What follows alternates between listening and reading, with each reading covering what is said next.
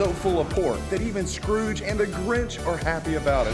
There wouldn't be a First Amendment without the Second Amendment. Your right to freedom of speech, your freedom of religion, the freedom and liberties that we have in this country are because of the Second Amendment. And never ever forget that. She's not going to be the great savior for the Democrats, and they can't skip over first black woman vice president with the whitest man ever in history. Gavin Newsom.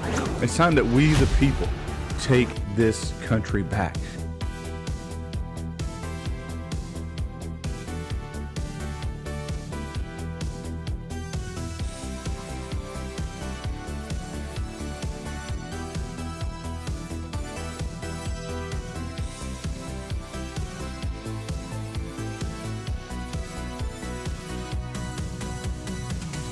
And if you try to transition a child, you are guilty of child abuse. And every doctor, every nurse, every clinician that is helping that is culpable in that crime. This thing is so full of pork that even Scrooge and the Grinch are happy about it. There wouldn't be a First Amendment without the Second Amendment. Your right to freedom of speech, your freedom of religion, the freedom and liberties that we have in this country are because of the Second Amendment. And never ever forget that. She's not going to be the great savior for the Democrats, and they can't skip over the first black woman vice president with the whitest man ever in history. Gavin Newsom. It's time that we, the people, take this country back.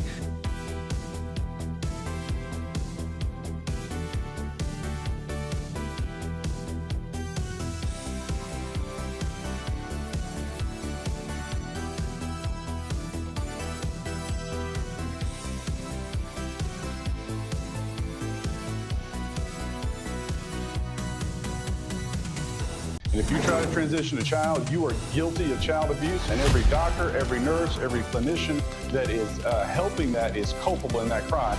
This thing is so full of pork that even Scrooge and the Grinch are happy about it. There wouldn't be a First Amendment without the Second Amendment. Your right to freedom of speech, your freedom of religion, the freedom and liberties that we have in this country are because of the Second Amendment. And never ever forget that. She's not going to be the great savior for the Democrats, and they can't skip over the first black woman vice president with the whitest man ever in history. Gavin Newsom. It's time that we, the people, take this country back.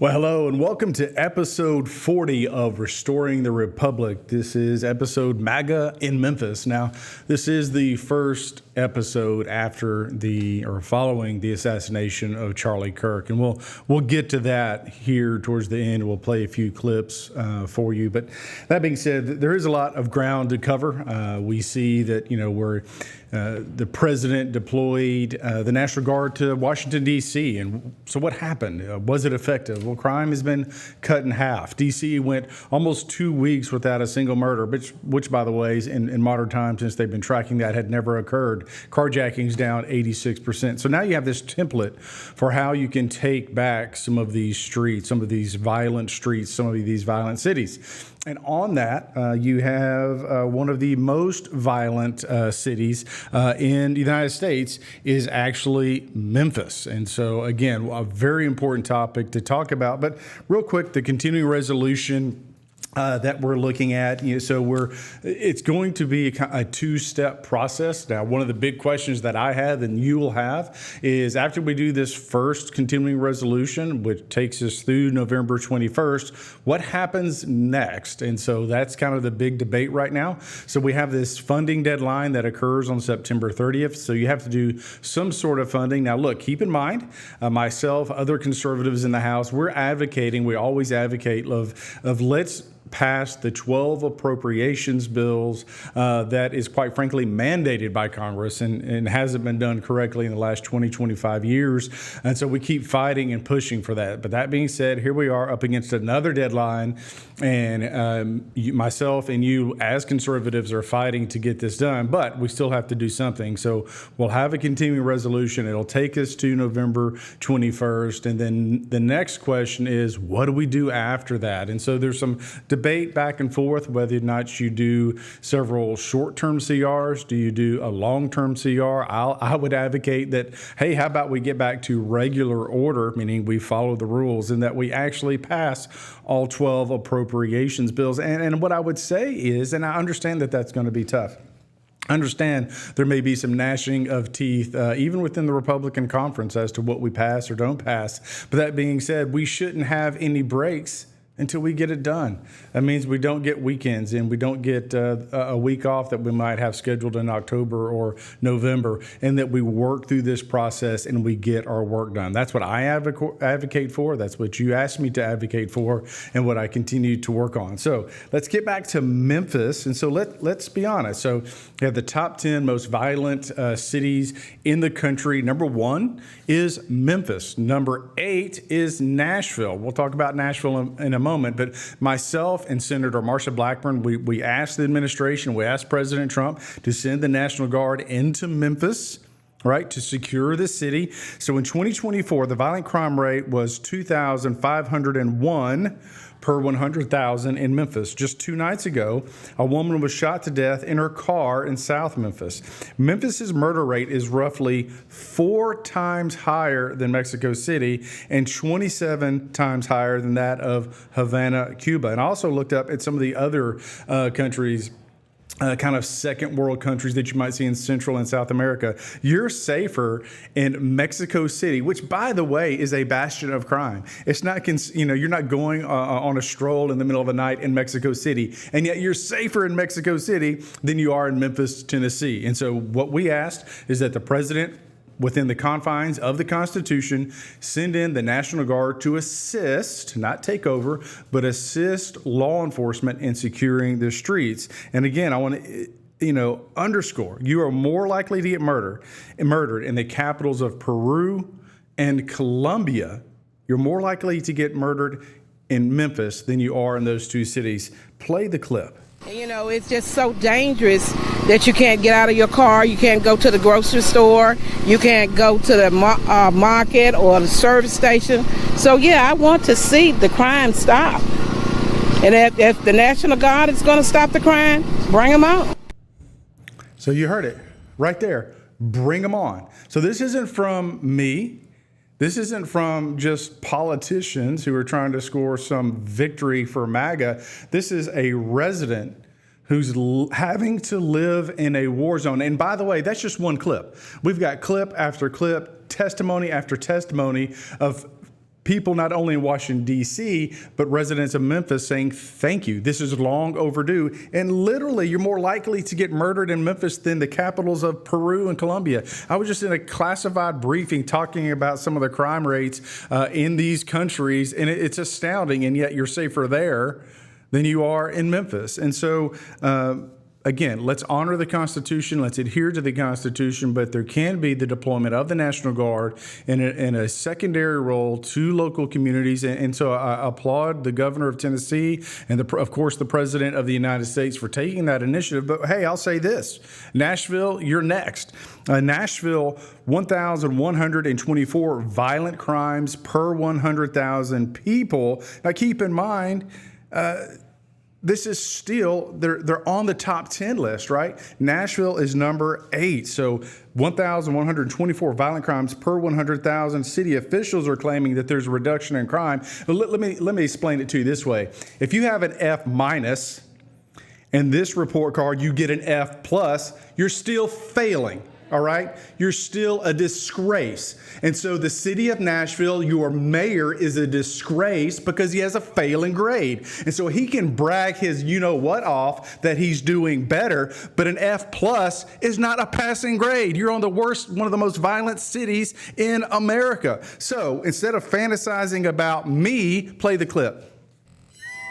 Amid ongoing calls for the National Guard to be brought in, Mayor Freddie O'Connell is on the defense as the city's reputation hangs in a balance. We have not requested them. Nashville Mayor Freddie O'Connell addressing calls for the National Guard. Chief Drake has not requested them. Our Metro Nashville Police Department has not requested their presence. This comes following Republican lawmakers asking for troops to be brought here. In a social media post, Congressman Andy Ogles said in part, quote, "We don't just need the National Guard in Memphis. Send them to Nashville. Comrade O'Connell is using the city as an outpost for international gangs to set up shop in our neighborhoods." I asked the mayor about Ogles' remarks. This is a congressman who is himself under investigation and seems to be showing off for the president so he can get a pardon. This is somebody who is involved in a political race of his own, but seems more invested in a city he neither has an office in nor lives in. It is absurd hearing his claims. Metro leaders believe that recent data from the police department showing a reduction in crime. So again, you have Comrade O'Connell. He needs to look at the 5th Congressional District. He needs to look at the map because I actually represent part of Nashville. And oh, by the way, you have one of the most violent cities in America. You have a failing grade, and he's more worried about me than he is doing his job. So let's just face facts. You are a failed mayor. You otherwise could not represent anywhere else. And let's just look at this list. When you look at the most dangerous cities in the country, right? So, here's a list. I can scatter off a few of them for you, like Atlanta, like Baltimore, like Chicago, like Memphis, like Nashville, et cetera. You haven't had a Republican mayor there in decades. And its history, in some of these cities, like, Philadelphia hasn't had a Republican since 1952. Newark, New Jersey hasn't had a Republican since 1936.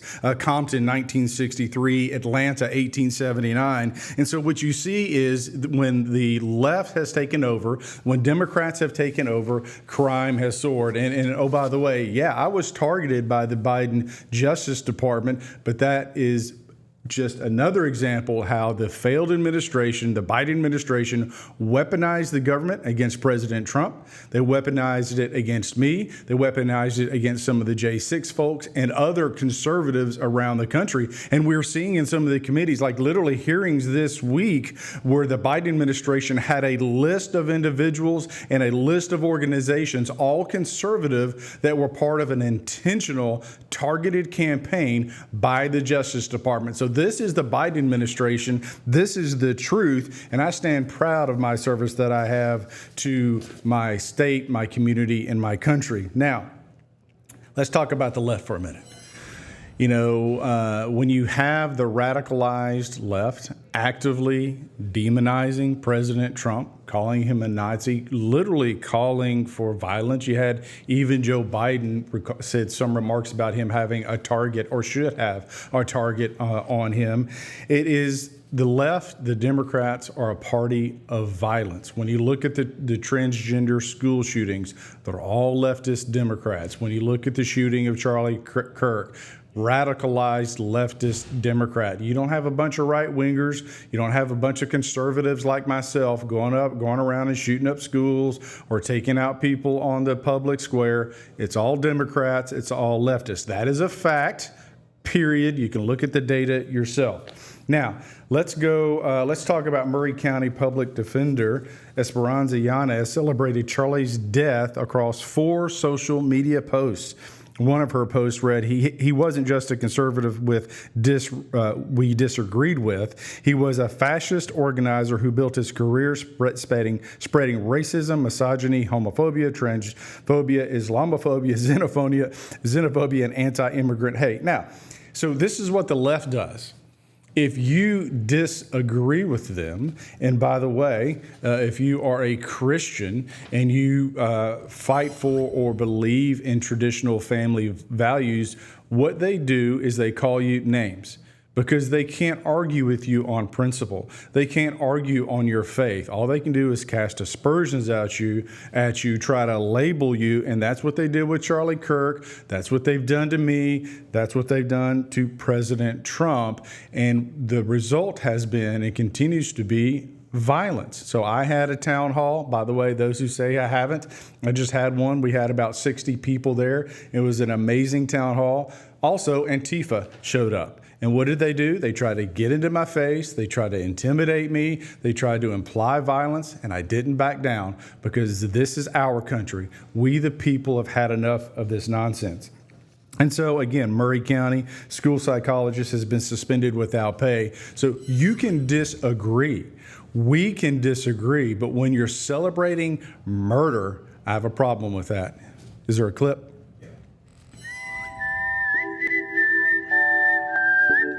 There are a lot of people that are like, no matter what side of politics you're on, you should never celebrate something bad happening to someone. I, on the other hand, do cheer when bad things happen to bad people. Charlie Kirk just got shot. Well, breaking fucking news, folks. Seems somebody just took a shot at one of the Fanta-Fastest favorite 5-mile-wide mouthpieces, Charles Chucklefuck Kirk.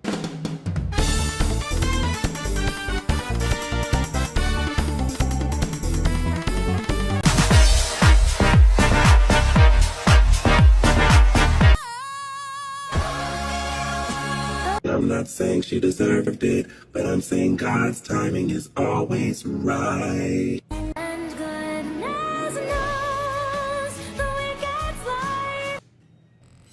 And so that's the left, predominantly white liberals, not individuals who have to live in war zones like Memphis or parts of Nashville. And look, I've been critical of Freddie O'Connell. I'll admit that. I've gone after politically of Mom Donnie, who's running in New York City. But I do not wish either of them harm. In fact, I would stand up and defend them in the wake of someone trying to do harm to them. But that's the difference between us on the right and the radical left, is they celebrate violence.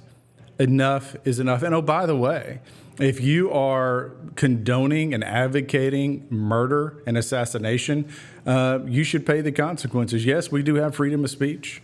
You can say it if you want to, but don't be surprised when you face the consequences. So to Charlie Kirk's family and to all those affected by it, prayers.